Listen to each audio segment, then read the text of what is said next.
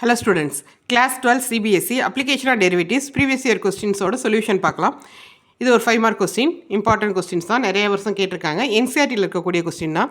A tank with rectangle base and rectangular sides. ஒரு tank வந்து rectangular baseல இருக்கு, rectangular sideல வந்து side walls வந்து rectangular shapeல இருக்கு. Open at the top வந்து open இருக்கு.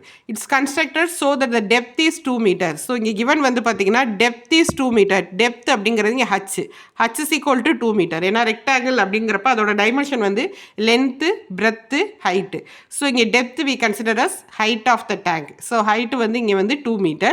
And volume is, வால்யூமுக்கு என்ன ஃபார்முலா அப்படின்னா வால்யூம் ஆஃப் ரெக்டாங்கிளுக்கு வந்து நம்மளுக்கு LBH, L into B into H is equal to 8. இங்கே H is equal to 2ன்னு கொடுத்துட்டாங்க. அப்போ L into B into 2 is equal to 8. அப்போ L into B is equal to 8/2. இந்த 2 இங்கிட்டு டிவைடில் வந்துடுது. L into B is equal to 4 அப்படின்னு கிடைக்கிது. ஓகேவா? இதில் பியோட வேல்யூ வேணும்னா 4/L அப்படின்னு கிடைக்கும். இதையும் கண்டுபிடிச்சி வச்சுக்குவோம். ஓகேவா? இப்போ அடுத்து என்ன கேட்டிருக்காங்க, இந்த building of tank cost is ₹70 per square meter for the base. பேஸை வந்து கன்ஸ்ட்ரக்ட் பண்ணுறதுக்கு எவ்வளோ செலவாகுது அப்படின்னா ஒரு ஸ்கொயர் மீட்டருக்கு ₹70 ஆகுதான். ₹45 per square meter for the சைடில் இருக்கக்கூடிய வால்ஸை கட்டுறதுக்கு கன்ஸ்ட்ரக்ட் பண்ணுறதுக்கு, அதாவது இந்த டேங்கோட சைடு வால்ஸை கன்ஸ்ட்ரக்ட் பண்ணுறதுக்கு ஆகக்கூடிய செலவு வந்து 45 per square meter ஆகுதான். What is the cost of least expensive? இதோட எக்ஸ்பென்சிவ் லீஸ்ட்டாக இருக்கிறதுக்கு என்ன காஸ்ட் வரும் அப்படின்னு கேட்டிருக்காங்க. ஓகேவா? அப்போ நம்ம என்ன கண்டுபிடிக்கணும், இந்த ஏரியா ஆஃப் த பேஸ் கண்டுபிடிக்கணும், ஏரியா ஆஃப் த 4 வால், அந்த சுற்றி இருக்கக்கூடிய அந்த செவரோட வாலோட ஏரியா என்னன்னு கண்டுபிடிக்கணும். அப்போ தான் அந்த ஏரியாவை அந்த காஸ்ட்டோட மல்டிப்ளை பண்ணி நம்மளுக்கு லீஸ்ட் எப்போ வருது அப்படின்னு சொல்ல முடியும். ஸோ அப்போ என்ன பண்ணணும் அப்படின்னா நம்ம ஏரியா ஆஃப் பேஸ் கண்டுபிடிக்கணும். ஏரியா ஆஃப் பேஸ் வந்து என்ன ஷேப்பில் இருக்குது அப்படின்னு பார்த்தோம்னா ரெக்டாங்கிள் ஷேப்பில் இருக்குது. இந்த ரெக்டாங்கிள் என்னென்ன டைமென்ஷன் இருக்குது அப்படின்னு பார்த்தோம்னா லென்த்து, பிரெத்து. அப்போ ரெக்டாங்கிளோட ஏரியா கண்டுபிடிக்கிறதுக்கு என்ன formula? Length into breadth, L into B. நம்ம ஏற்கனவே L இன்ட்டு பியோட வேல்யூ எவ்வளோ கண்டுபிடிச்சிருக்கோம்? 4ன்னு கண்டுபிடிச்சிருக்கோம். ஸோ அதனால் இந்த ஏரியா ஆஃப் த பேஸ் வந்து 4 மீட்டர் ஸ்கொயர்டு அப்படின்னு கிடச்சிருது. ஓகேவா? அதுக்கடுத்து area of the side walls, சைடில் இருக்கக்கூடிய வால்ஸோட ஏரியா கண்டுபிடிக்கிறோம். அந்த சைடு வாலோட ஏரியா பாருங்களேன், இங்கே வந்து ஒரு ரெக்டாங்கிள் இருக்குது. இந்த ரெக்டாங்கிளோட ஏரியா பார்த்தீங்கன்னா L இன்ட்டு H. அதே மாதிரி இதுக்கு ஆப்போசிட்லேயும் ஒரு L இன்ட்டு H வருது. இந்த சைடில் இருக்கக்கூடியது வந்து B இன்ட்டு H, இந்த சைடில் இருக்கிறதும் B இன்ட்டு H. அப்போ இங்கே என்ன வருதுன்னா 2LH 2BH. இங்கே லென்த் இன்ட்டு ஹைட்டு, அதுக்கு ஆப்போசிட்டில் இருக்கிறது லென்த் இன்ட்டு ஹைட்டு, இங்கே பேஸ் இன்ட்டு ஹைட்டு, இங்கேயும் பேஸ் இன்ட்டு ஹைட்டு. அதனால் 2LH 2BH வருது. இதில் 2Hஐ வெளியே எடுத்துட்டோம்னா L+B அப்படின்னு வரும். ஓகேவா? இப்போ இந்த ஹச்சுக்கு பதில் நம்ம என்ன கொடுத்துருக்காங்க, நம்மளுக்கு கிவனில் 2ன்னு கொடுத்துருக்காங்க. அப்போ 2 இன்ட்டு 2 L+Bக்கு பதில் நம்ம என்ன கண்டுபிடிச்சிருக்கோம்? 4/L. அப்போ இங்கே என்ன கிடைக்குன்னா 4 இன்ட்டு L + 4/L அப்படின்னு கிடைக்கிது. இப்போ டோட்டல் ஏரியா என்ன அப்படின்னு பார்த்தோம்னா, டோட்டல் ஏரியானா பேஸோட ஏரியா ப்ளஸ் 4 சைடோட ஏரியா. ஸோ அப்போ 4 + 4L + 4/L அப்படிங்கிறதா இங்கே வந்து F ஆஃப் L. இதுதான் லீஸ்ட்னு ப்ரூவ் பண்ணோம். அப்போ இங்கே F' கண்டுபிடிக்கணும். F' ஆஃப் L 4 டிஃப்ரென்ஷியேட் பண்ணால் 0. இங்கே 4 வச்சுட்டு L பொறுத்து டிஃப்ரென்ஷியேட் பண்ணுறப்போ 1 ப்ளஸ் 4 இன்ட்டு 1/L பண்ணோம்னா -1/L². ஓகேவா? இது வந்து F' ஆஃப் L. இப்போ F' of L is equal to 0ன்னு அப்ளை பண்ணி நம்ம Lோட வேல்யூ கண்டுபிடிக்கணும். Lோட வேல்யூ பார்த்தீங்க அப்படின்னா 4 இன்ட்டு 1 - 4/L² equal to 0. அப்போ 1 - 4/L² is equal to 0. அப்போ 1 is equal to 4/L². அப்போ L² is equal to 4. L is equal to +or -2ன்னு வரும். பட் லென்த்து வந்து இட்ஸ் நாட் நெகட்டிவ். அதனால் L வந்து என்ன வருதுன்னா நம்மளுக்கு 2 மீட்டர் அப்படின்னு கிடச்சிருது. லென்த்து வந்து 2 மீட்டர் அப்படின்னா பிரெத்துக்கு வந்து நம்மளுக்கு என்ன ஃபார்ம்லாம் நம்ம சொல்லியிருந்தோம்? 4/Lன்னு சொல்லியிருந்தோம். அப்போ 4/2ன்னு போட்டோம்னா பிரெத்தோட வேல்யூ வந்து நம்மளுக்கு என்னென்னு கிடச்சிருது? 2 மீட்டர் அப்படின்னு கிடச்சிருச்சு. ஓகேவா?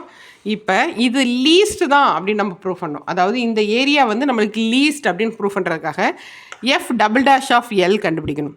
F' ஆஃப் L வந்து F ஆஃப் L எங்கே இருக்குன்னு பாருங்கள். F' ஆஃப் L எங்கே இருக்குன்னு பாருங்கள், இங்கே இருக்குது பாருங்கள். 4 இன்ட்டு 1 - 4/L² அப்படிங்கிறதா எஃப் டேஷ் ஆஃப் எல் அதை தான் இன்னொரு தடவை டிஃப்ரெஷியேட் பண்ணோம். அப்போ 4 இன்ட்டு 1 பண்ணோம்னா 0 -4 வச்சுட்டு எல் ஸ்கொயர்டை பண்ணுறப்ப எல் பவர் -2 எல் பவர் -2 பண்ணோம்னா -2/L3. அப்போ இங்கே என்ன வருதுன்னா மைனஸ் இன்ட்டு மைனஸ் ப்ளஸ் ஆயிடுது 4 இன்ட்டு 8/L3. ஸோ இது எல்லாமே பாசிட்டிவாக இருக்கிறனால இது கட்டாயம் என்னவாக இருக்கும், கிரேட்டர் தென் 0வாக தான் இருக்கும். கிரேட்டர் தென் 0 அப்படிங்கிறப்ப எனக்கு நம்மளுக்கு என்ன ப்ரூவ் ஆயிடுச்சு, கிரேட்டர் தென் அப்படின்னு வந்துட்டாலே அது லீஸ்ட் அப்படின்னு சொல்லி சொன்னேன். ஸோ அப்போ வந்து இங்கே வந்து area is least when L is equal to 2 meter, B is equal to 2 meter. L-ம் 2 metre, பியும் 2 மீட்டர், ஹச்சும் 2 மீட்டராக இருக்கிறப்ப தான் என்னவா கிடைக்கிது, நம்மளுக்கு ஏரியா வந்து லீஸ்ட்டாக கிடைக்கிது. டோட்டல் ஏரியா லீஸ்ட்டாக இருக்கிறப்ப இப்போ total cost of construction, total cost எவ்வளோன்னு கண்டுபிடிக்கணும். வாலுக்கு வந்து எவ்வளோ போட்டாங்க, வாலுக்கு வந்து 4 மீட்டர் ஸ்கொயர்டு வந்துடும். அதுக்கு எவ்வளோ ருபீஸ் செலவு பண்ணுறாங்க, 70 ருபீஸ். இங்கே வந்து 4 இன்ட்டு L + B இதுக்கு வந்து எவ்வளோ செலவு பண்ண போகிறாங்கன்னா 45 ருபீஸ் செலவு பண்ண போகிறாங்க. ஸோ 4 இன்ட்டு 70 ப்ளஸ் 4 இன்ட்டு எல்லுக்கு பதில் 2, பிக்கு பதிலையும் 2 இன்ட்டு 45. ஸோ அப்போ இங்கே வந்து 280 ப்ளஸ் இங்கே 4 4 16, 45 இன்ட்டு 16